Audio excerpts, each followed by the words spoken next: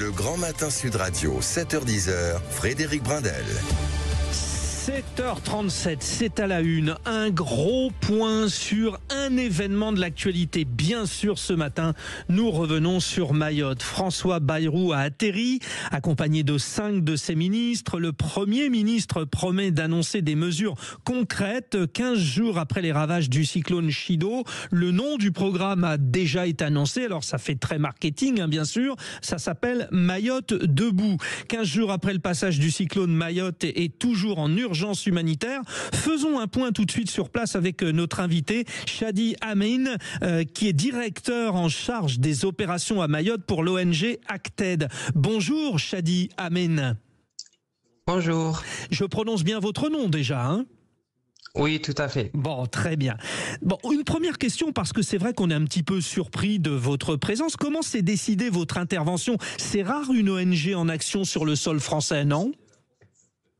Oui, effectivement, nous, on intervient dans 43 pays, dans tous les continents, dans les pays qui sont en crise. La décision d'intervenir ici a été prise immédiatement après le cyclone.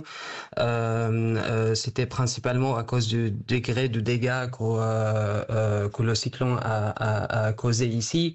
Nous avons aussi été contactés par nos partenaires qui étaient très intéressés à financer des actions humanitaires pour répondre aux besoins à Mayotte. Donc Acted a réagi très rapidement. Une équipe de réponse d'urgence est arrivée sur place quelques jours après le cyclone. Ouais, quand vous dites vos partenaires, ce sont des entreprises privées, hein, c'est ça, hein ? Nous avons des partenaires, oui, des entreprises privées. C'est une partie de nos financements. Nous avons aussi une autre partie de certaines collectivités qui nous financent aussi. On reçoit aussi du soutien grâce aux dons de solidarité.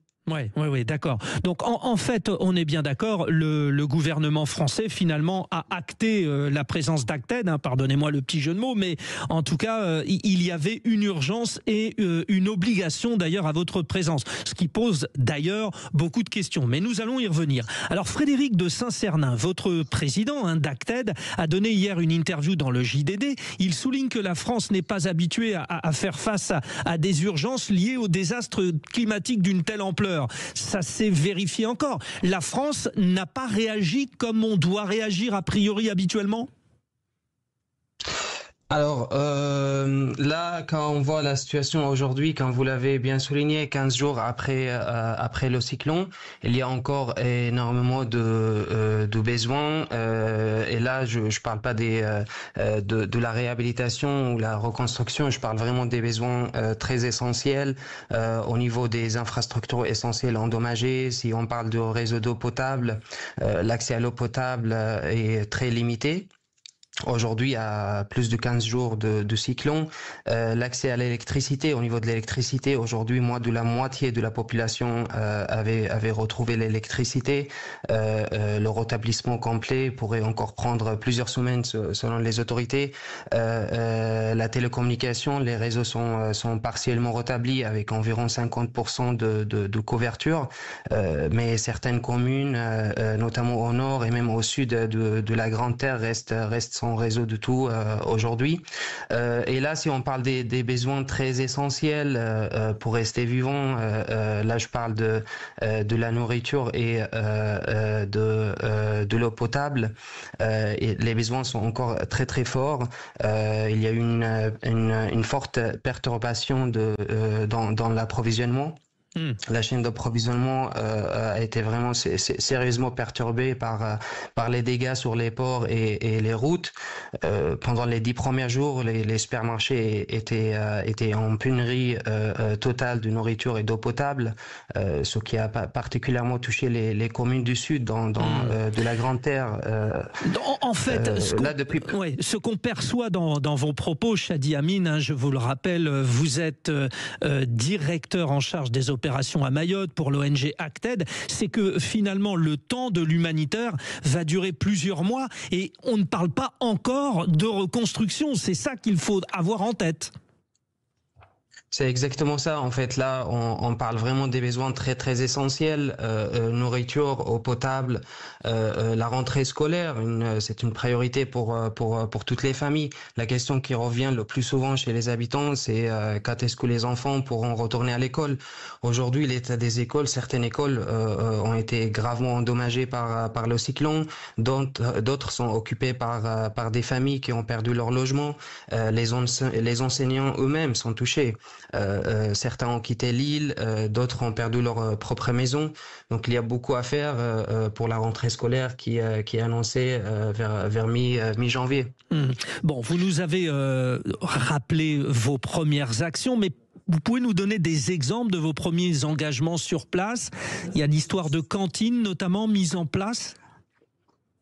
Oui, tout à fait. Depuis notre arrivée, nous avons lancé des activités de mise en place de ce qu'on appelle les cuisines communautaires et distribution des cantines grâce à ces cuisines communautaires.